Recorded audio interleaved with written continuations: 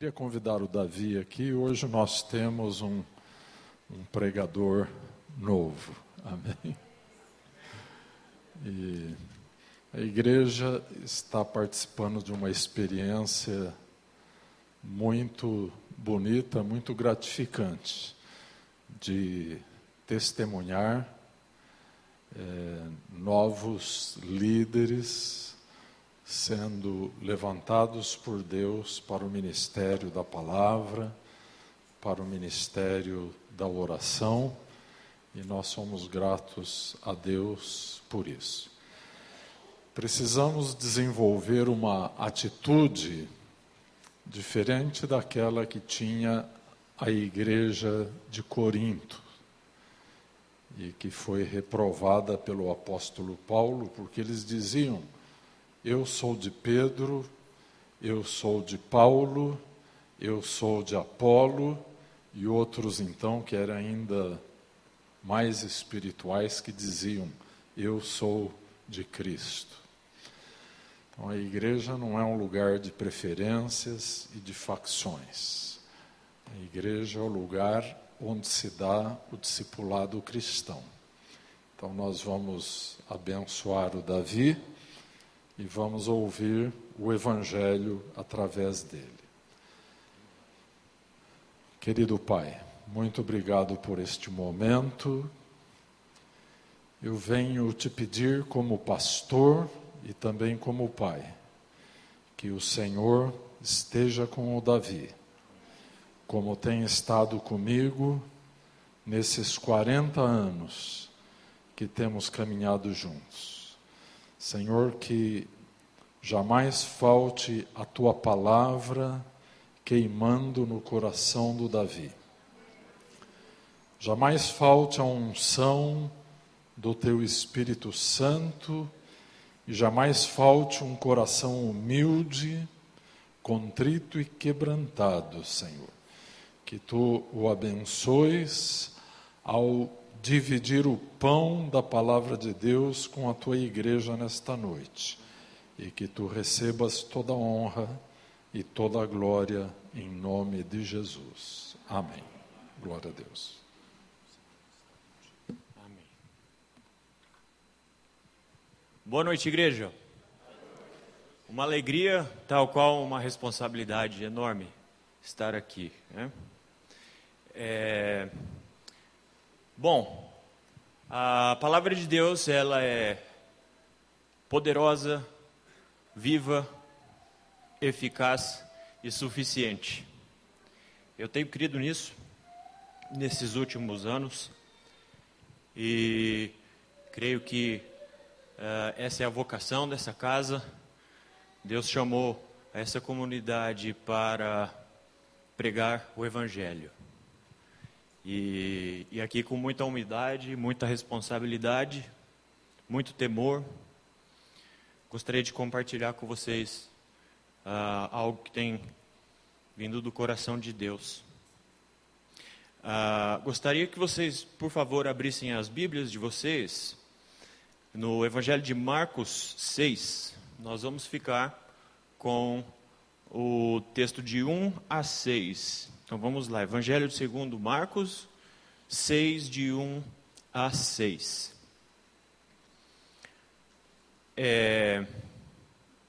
Bom, Jesus é a rocha sobre a qual a igreja é construída, amém? Nós cremos nisso e caminhamos dessa maneira. Vamos para a leitura.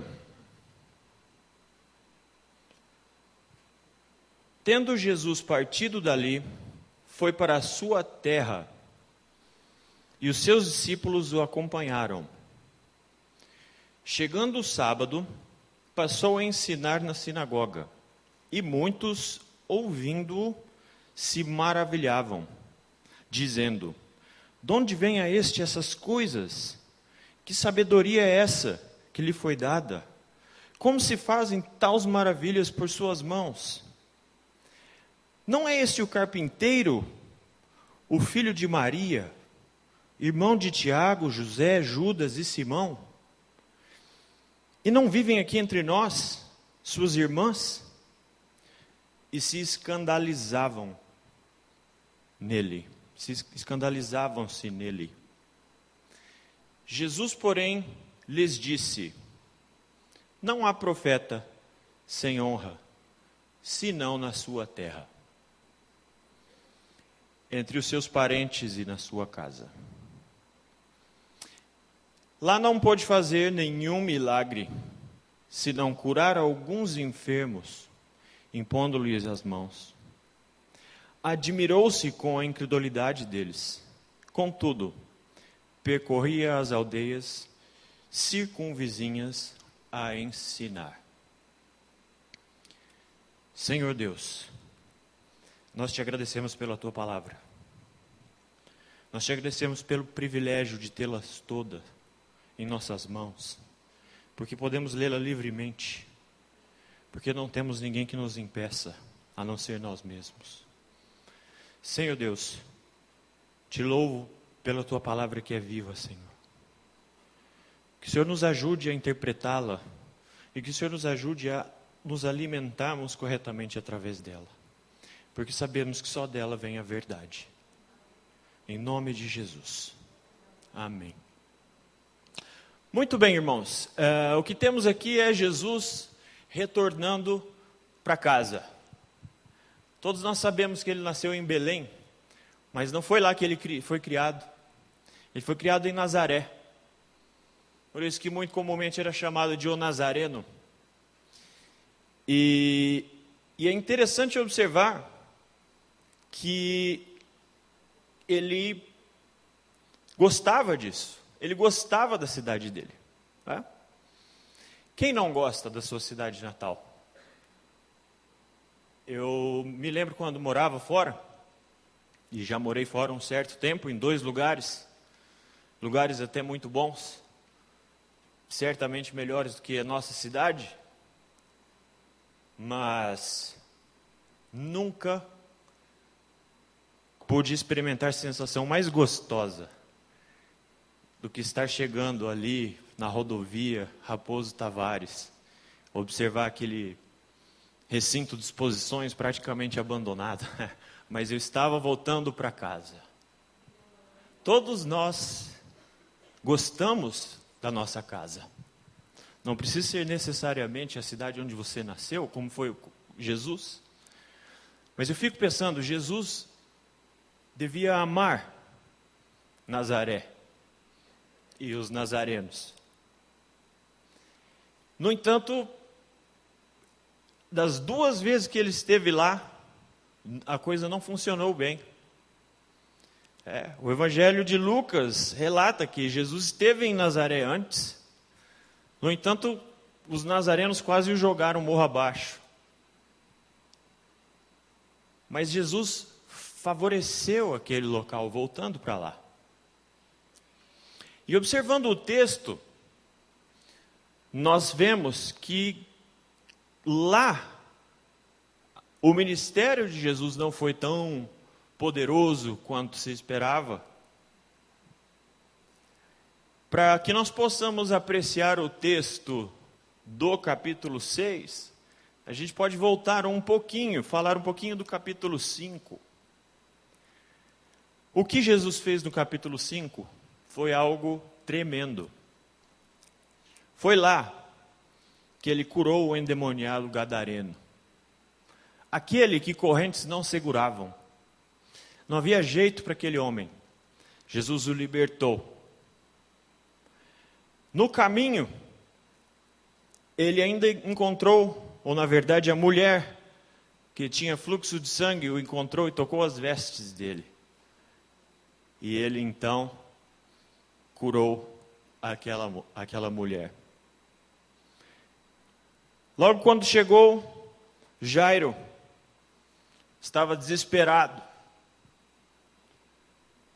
A sua filha andava mal, à beira da morte. Quando ele chegou lá, observou que estavam todos em pânico e todos muito tristes, e disse: não, por que vocês estão assim? A menina só dorme. Então, Talita cumi, a moça levantou.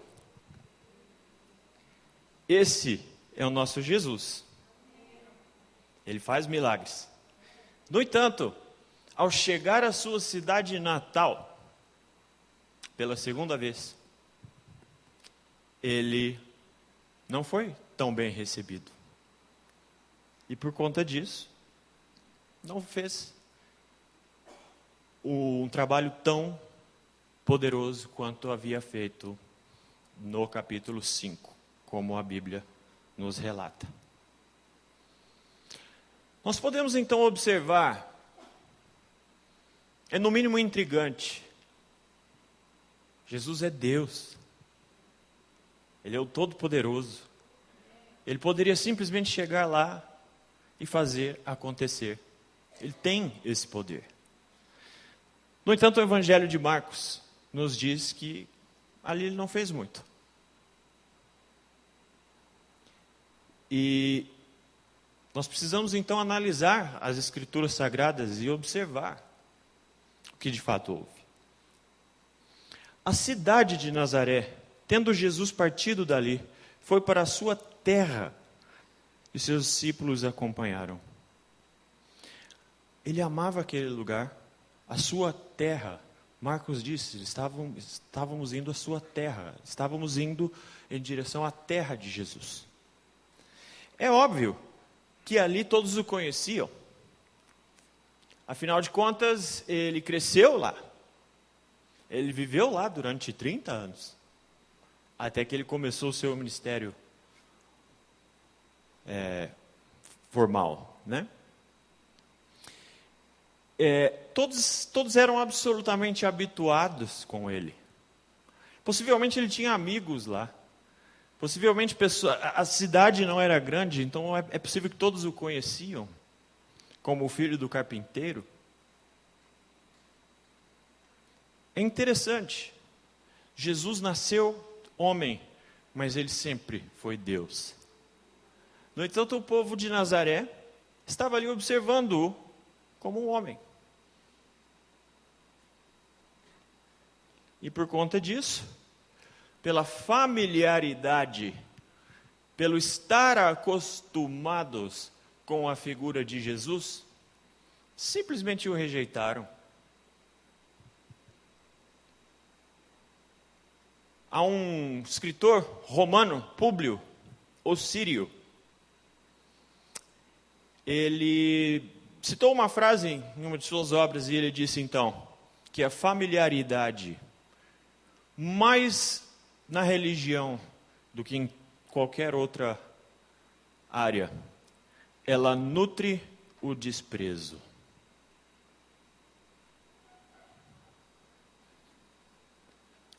Irmãos, quando eu li esse texto, e eu lembro que esse texto queimou realmente no meu coração, eu pude me lembrar da quantidade de vezes em que eu rejeitei a Jesus.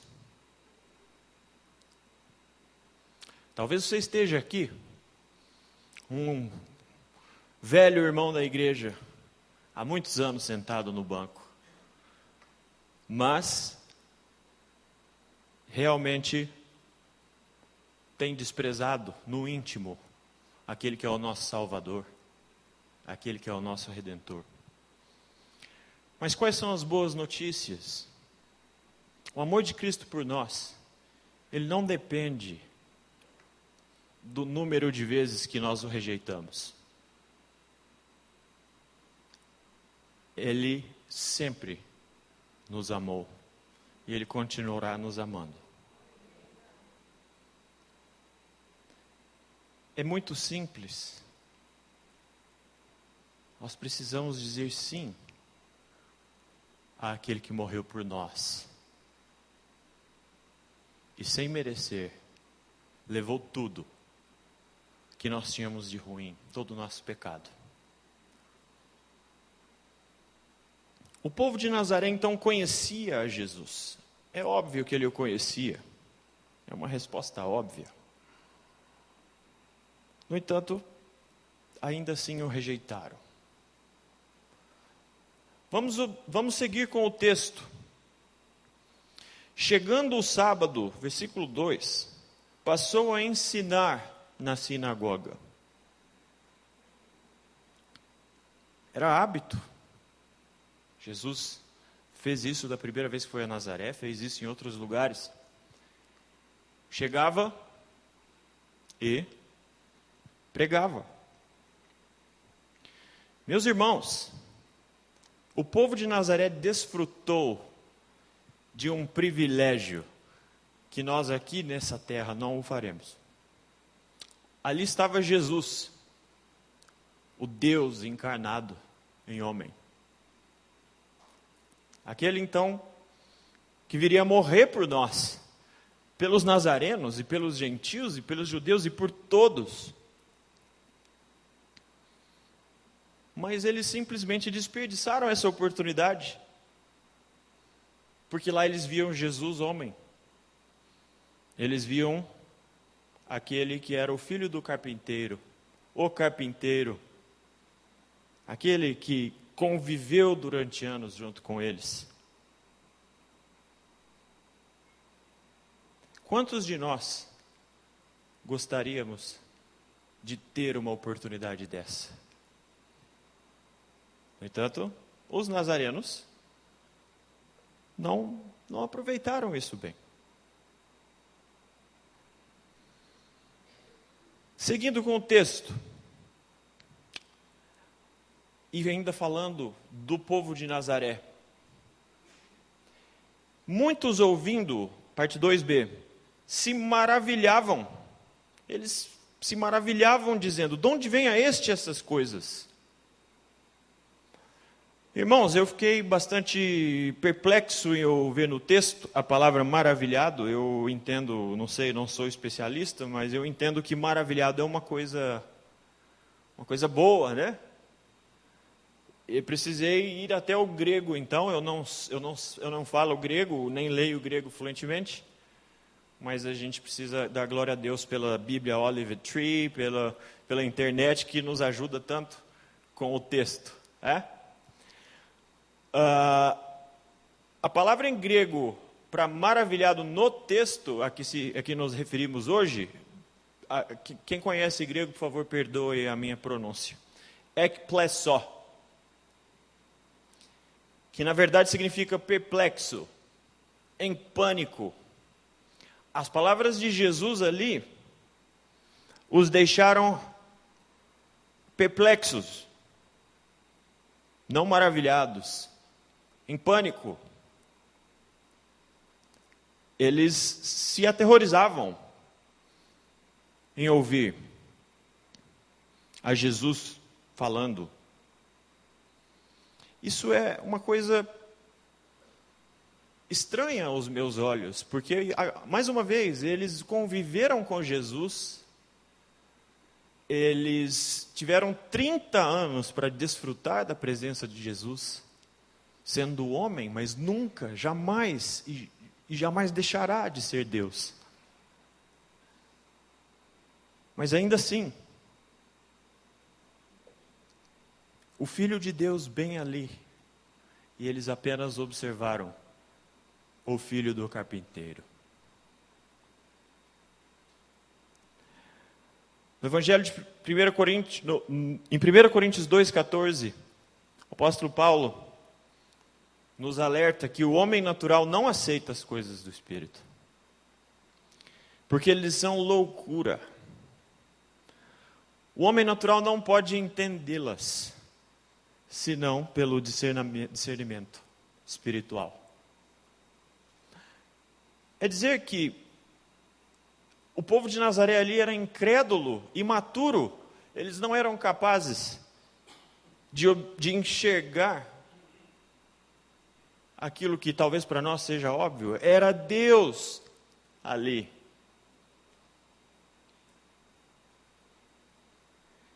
Era Deus ali. Irmãos, quantos de nós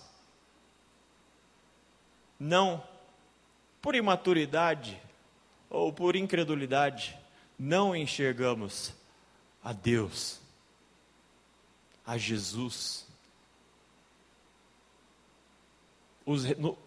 Simplesmente o rejeitamos? Talvez porque estamos tão familiares com ele, tão familiares com o sagrado. Eles tinham uma atitude de dúvida, os nazarenos. Seguimos com o texto. Que sabedoria é essa que lhe foi dada? Como fazem tais maravilhas por suas mãos? Não é esse o carpinteiro, filho de Maria, irmão de Tiago, José, Judas e Simão? Eles não vivem aqui entre nós as suas irmãs? E escandalizavam-se com ele. Irmãos, recorrendo ao grego, observei que a palavra para carpinteiro é tekton. Mais uma vez, perdoem aqueles que falam grego a minha má pronúncia, eu realmente não domino a língua. E é interessante observar que tekton não é simplesmente um carpinteiro. Ora, naquela região, já naquela época, a madeira era algo raro. Tekton é uma espécie de artesão, um construtor, certamente mexe com pedra. Quem quer que quisesse construir qualquer coisa, qualquer edificação, precisaria de um tekton. Era sim uma profissão respeitada, não era uma profissão qualquer.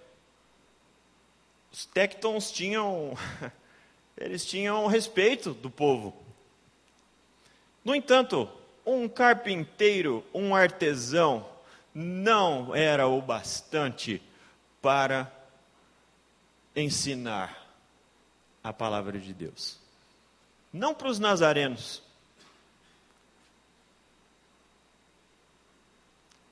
Talvez eles não sabiam, eles já sabiam que Jesus veio de um nascimento milagroso. Eles sabiam que Jesus já havia feito milagres. Mas eles ainda assim duvidavam de sua divindade. Pelo simples fato de que ali estava alguém que conviveu com eles durante um tempo. Irmãos, é preciso contextualizar essa reflexão, porque muitos de nós, a Igreja Mundial, a Igreja do Brasil, temos rejeitado a Cristo, aquele que foi até as últimas consequências por nós.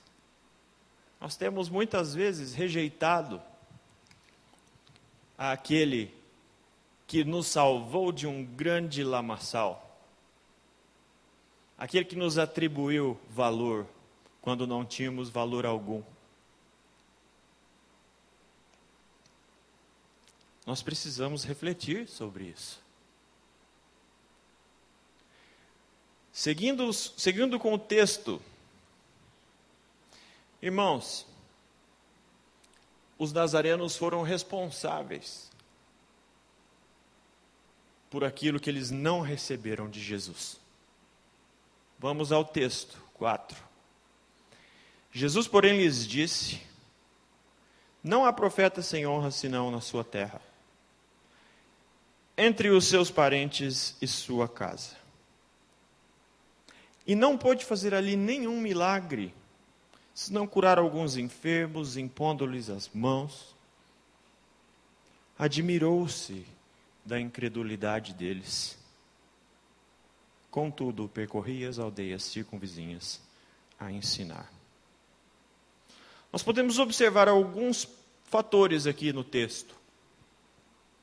O primeiro deles, Jesus é Deus. E ele poderia facilmente demonstrar o seu poder ali. Como ele também poderia descer da cruz e subjugar César, o Império Romano todo. Mas ele não o fez. E é interessante que ele, inclusive, deu uma resposta até bastante serena para os nazarenos, dizendo: olha só, não há profeta sem honra, senão na sua terra, entre os seus parentes e a sua casa.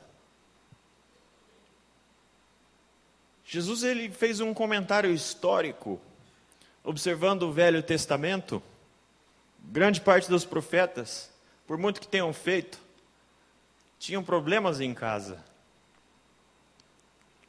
Ele preferiu dar uma resposta serena e ir embora, do que demonstrar o seu poder, de forma a todos serem convencidos de sua divindade. Em um livro chamado Conspiração Divina, cujo autor é Dallas Willard, um americano, ele cita algumas coisas interessantes que gostaria de ler para vocês. O irresistível e o indisputável são duas armas que a própria natureza de Jesus a proíbe de usar. Seria inútil anular a vontade humana. Ele segue. Ele não pode tentar a pessoa à virtude como nós tentamos ao vício. Ele quer que as pessoas aprendam a andar. Meus irmãos, Jesus é Deus, Todo-Poderoso. Não há império no mundo, e nunca houve nem jamais haverá alguma força humana que poderá pará-lo. Mas ali ele estava, sereno. Certamente como um homem perplexo e possivelmente chateado. Mas ele foi sereno e se foi. Seguiu pelas cidades vizinhas, pelos povoados vizinhos.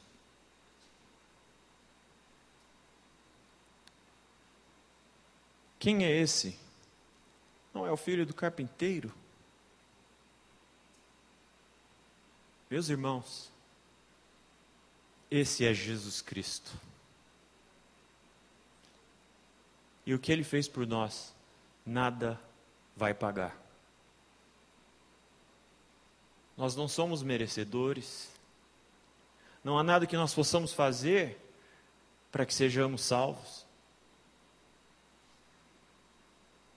Meus irmãos, nós somos pobres diabos sem Jesus. Ele nos salvou. Era Ele ali, Deus. Era Deus, sentindo dores de homem, mas era Deus, pregado na cruz.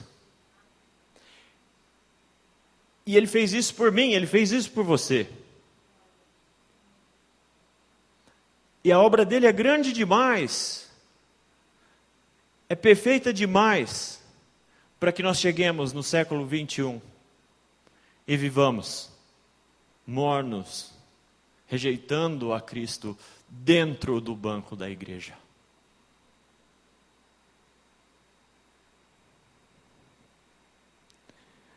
Da mesma forma que os nazarenos deram conta de sua incredulidade, de seu costume com o sagrado,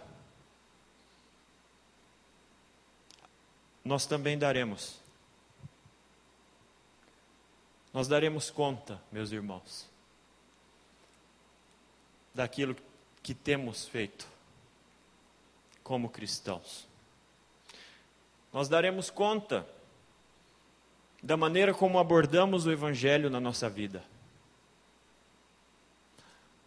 Todos nós, do mais rico ao mais pobre, daremos conta daquilo que fizemos ou não, em nome de Jesus.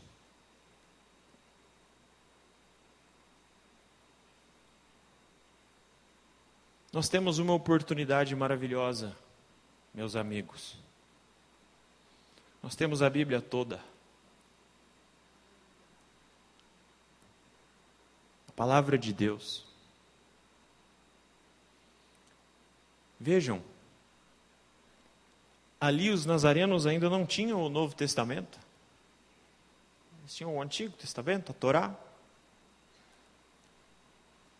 Mas nós temos tudo. Nós temos toda a revelação. Está aqui.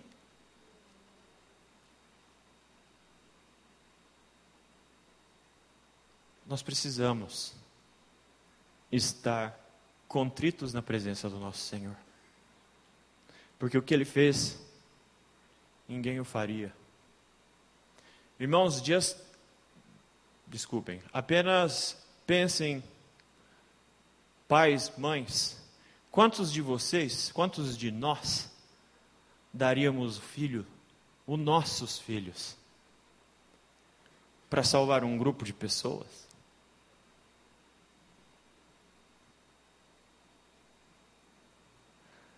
Nazaré e o seu povo tinham um problema. Eles perderam o foco daquele que era o Salvador. Eles já não tinham fé. E a sua falta de fé foi o que trouxe poucos frutos para aquela região.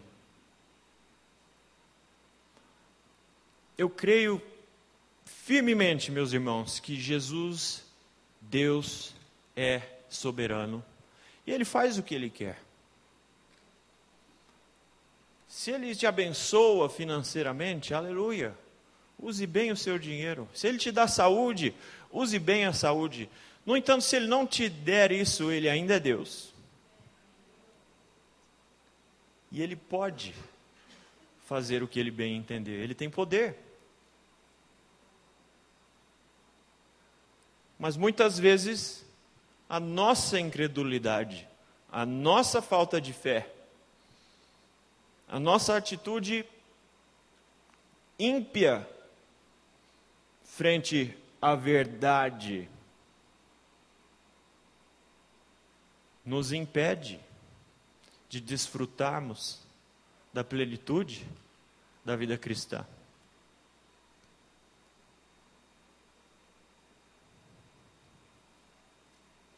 No capítulo anterior, Jesus fez 3 milagres em um trajeto. Não sei exatamente qual era a distância, mas eu posso imaginar que seja um trajeto curto.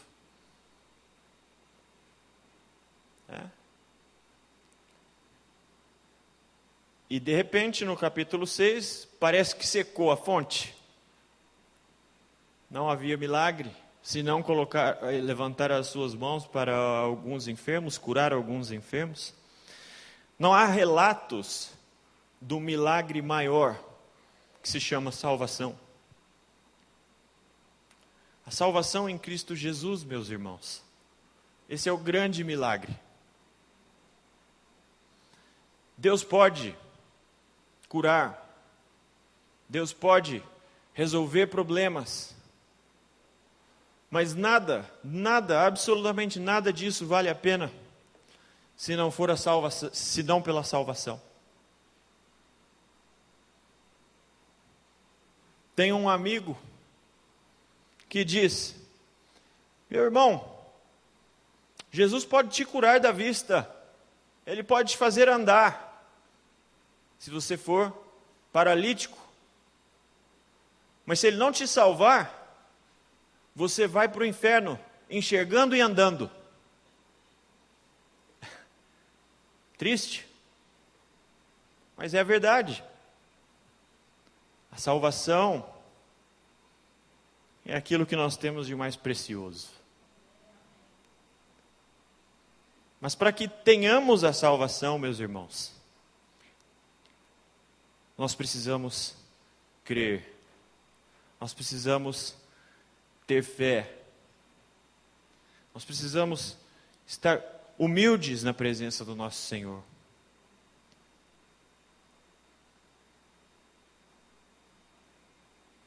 A triste realidade que nós enfrentamos hoje é que quantos de nós,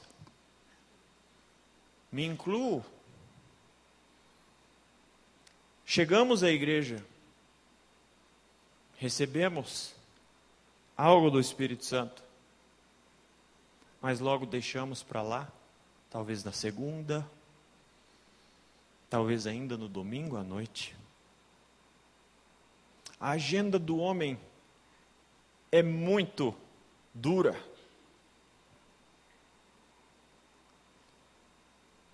Quantos de nós tratamos a casa do nosso Deus com irreverência? Quantos de nós? Falo por mim. Sabe, a familiarização com o que é sagrado, com o que é santo, é algo que acontece com muita frequência com filhos de pastor. Pois aqui tem um filho de pastor que já sofreu disso. Quantas vezes, por estarmos habituados a vir à igreja, por estarmos habituados, acostumados com o serviço da igreja, com o culto, muitos de nós talvez tenhamos bons hábitos cristãos. No entanto, aquela chama que arde dentro de nós já vem se apagando.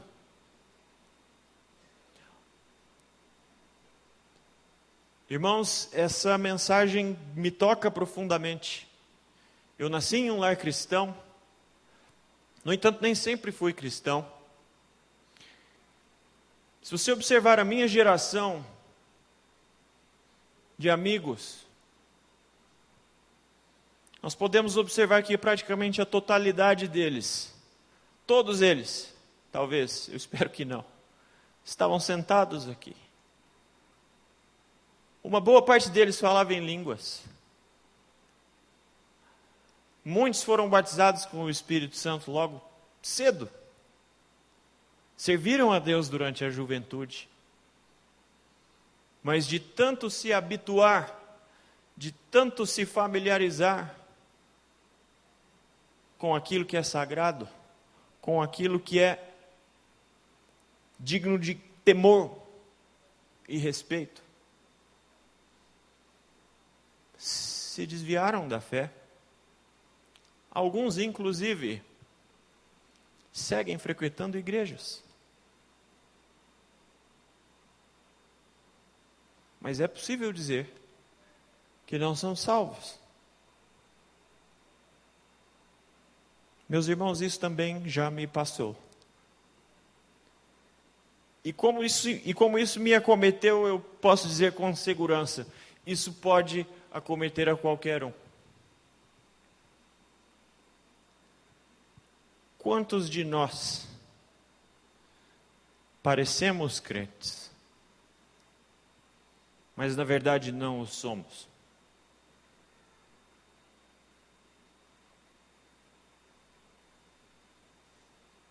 Meus irmãos, rejeitar a Cristo é fatal. Sabem, teve um tempo que eu morei numa casa que tinha piscina, para contextualizar um pouquinho. E sempre foi um sonho dos meus irmãos, ter uma casa com piscina. Poxa vida, Presidente Prudente é uma cidade muito quente. Ter uma piscina é um grande privilégio. Quando finalmente nos mudamos para uma casa com piscina, veja que engraçado. Posso contar com os dedos dessa mão as vezes que eu usei. Vejam, eu não lembro quanto tempo exatamente a gente morou, uns 6 meses. Vamos supor que eu nadasse uma vez por mês, já era mais do que os dedos da minha mão. Nós não usávamos a piscina tanto quanto gostaríamos, simplesmente porque ela estava lá. E ela não ia sair de lá. E nós muito menos íamos sair de lá tão cedo. Logo, havia todo o tempo do mundo para usá-la.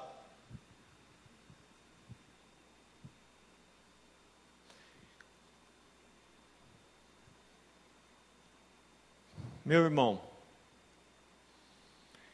você pode, se você tem o privilégio de ter uma piscina em casa, obviamente, você pode passar a sua vida sem se refrescar. Não há mal nisso. Mas rejeitar a Cristo, sabendo que Ele está aqui, que Ele está disponível, que nós temos a palavra de Deus disponível, que nós temos atividades, que nós temos pessoas idôneas que pregam a palavra de Deus. Meus irmãos, rejeitar a Cristo é fatal. Nós não podemos rejeitá-lo. Porque assim como você e eu podemos rejeitar um mergulhinho na piscina, vamos passar calor, mas vai ficar tudo bem. Mas a rejeição a Cristo traz a morte espiritual. Tal qual a morte física. E o final todos sabemos. Queridos irmãos,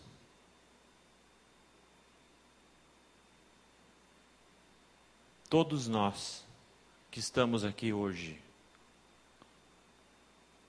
eu imagino que cremos em um avivamento. Quem crê em avivamento? Diz amém. Eu também. Eu tenho lido sobre os grandes avivamentos. E tenho observado que uma das características importantes do avivamento está no arrependimento e na volta do nosso coração para aquele que nos salvou, nosso Redentor. Cada dia tenho crido mais que esse é o caminho. Meus irmãos, o avivamento não é uma festa. Muitas vezes embalada pela melancolia da indústria gospel musical.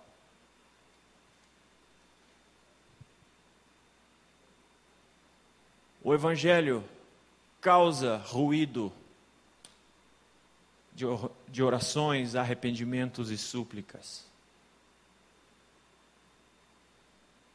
O avivamento causa um desespero nas pessoas para que busquem a Jesus Cristo e se arrependam de seus pecados.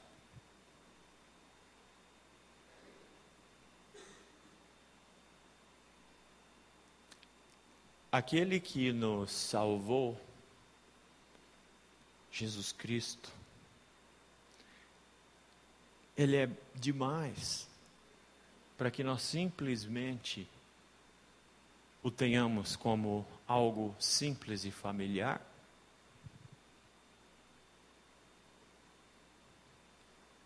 Queridos irmãos, é preciso que nós levantemos um tempo de reflexão e que nós comecemos a nos sondar. Por que caminhos temos andado? Quantas vezes a gente olha para um adolescente que vai desviado da fé e faz todas as coisas que uma pessoa desviada faz, e aí então nós logo pensamos: poxa vida, está vendo aquele ali vai mal. E de fato vai. Mas não observamos a nós mesmos que vivemos dentro da igreja, que frequentamos aos cultos, que estamos presentes, mas tratamos a Jesus como o simples carpinteiro. Quantas vezes temos roubado a divindade de Cristo? Não estou falando de pessoas que estão claramente desviadas da fé. Estou falando de pessoas como eu, como você. Pessoas que vêm aos cultos de domingo a domingo, que estão familiarizados com o serviço do sagrado, mas que simplesmente já não são mais cristãos. É possível afirmar que hoje a igreja evangélica no mundo é um tremendo campo missionário.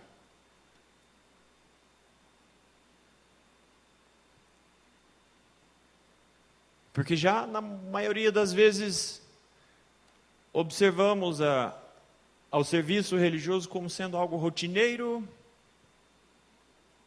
algo de importância mínima. Quantos de nós dizemos que somos crentes, mas precisamos do Evangelho vivo dentro de nós novamente?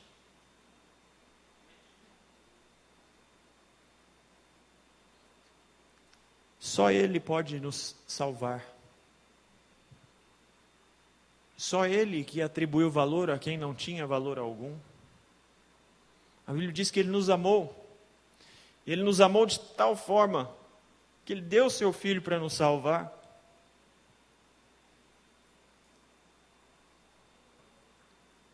A Bíblia diz que por Sua graça é que somos salvos. A Bíblia também diz que não há merecimento algum no homem. Não é possível ir ao Pai senão por Jesus.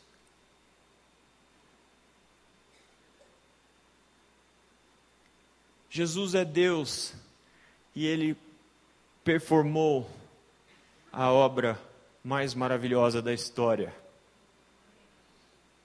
Muitos não acreditam nele, mas Ele é aquele que morreu, ressuscitou, e Ele voltará. E quando Ele voltar, Ele fará a distinção daqueles que o buscaram de coração, daqueles que o trataram como um mero carpinteiro, uma mera pessoa a quem devemos respeitar, mas não a amar. Ele vem, e Ele já vem vindo. Senhor, abre os nossos olhos. Sozinhos nós não somos capazes e humildemente te pedimos. Converte os nossos corações. Converte-nos a Ti a cada dia, Senhor. Não nos deixe morrer à beira do caminho. Não nos deixe passar sede enquanto temos a fonte de água viva acessível a nós.